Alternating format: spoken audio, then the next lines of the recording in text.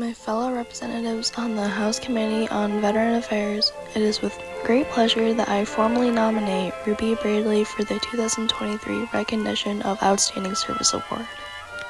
Ruby Bradley was a courageous United States Army Nurse Corps officer, a prisoner of the Japanese in the Second World War, and one of the most decorated women in the U.S. military. Bradley was born in Spencer, West Virginia, on December 19, 1907. She graduated college in 1926 to work as a school teacher, then set her sights on the nursing profession. She graduated from Philadelphia General Hospital School of Nursing in 1933 and then went to work at Walter Reed General Hospital in Washington, D.C. In October 1934, Bradley joined the U.S. Army Nurse Corps as a surgical nurse with the relative rank of second lieutenant. Then, in February 1940, she was transferred outside the U.S. to Station Hospital at Fort Mills. A year later, she was reassigned as head nurse at Camp John Hay. Soon after Pearl Harbor was attacked on December 7, 1941, a Japanese aircraft struck Camp John Hay. After the attack, Bradley and the other survivors attempted to flee Manila through the mountains. Bradley and another Army nurse, Lieutenant Beatrice Chambers, hiked more than 18 miles to treat for civilian refugees. The two were captured on December 28, 1941, becoming the first Army nurse POWs of the war. Bradley was held in an internment camp at Camp John Hay, and then in September, she was transferred to the Santos Tomas internment camp in Manila, where she joined other U.S. Army and Navy nurse captives. Bradley and her fellow nurses continued to work despite their near starvation, their lack of proper equipment and supplies. Bradley became known as Angel of Fatigues by caring for her fellow captives while she was a prisoner of war in the Philippines.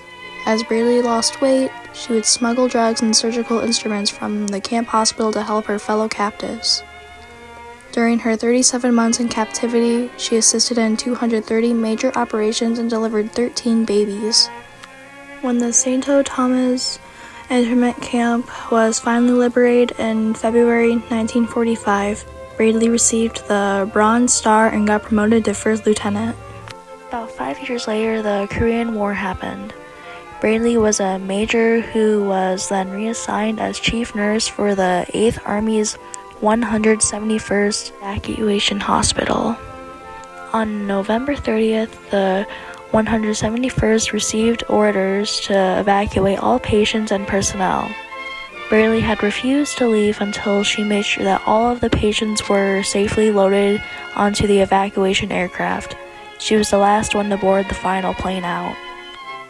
Later in her life, 1958, she was promoted to colonel and was one of the only first 3 Army nurses to hold that rank. She retired from the Army in March 1963, but continued to work for almost 2 decades as a civilian nurse supervisor in West Virginia.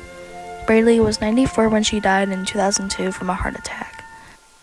Today, Bradley still remains to be one of the most highly decorated females in U.S. veterans, having earned a total of 34 medals and citations. She truly was a remarkable woman of her talents. Thank you for your consideration of Bradley for the 2023 Recognition of Outstanding Service Award. Her efforts should no longer go unnoticed and should rightfully be acknowledged for the impact that she had upon the United States' victory in World War II. Thank you.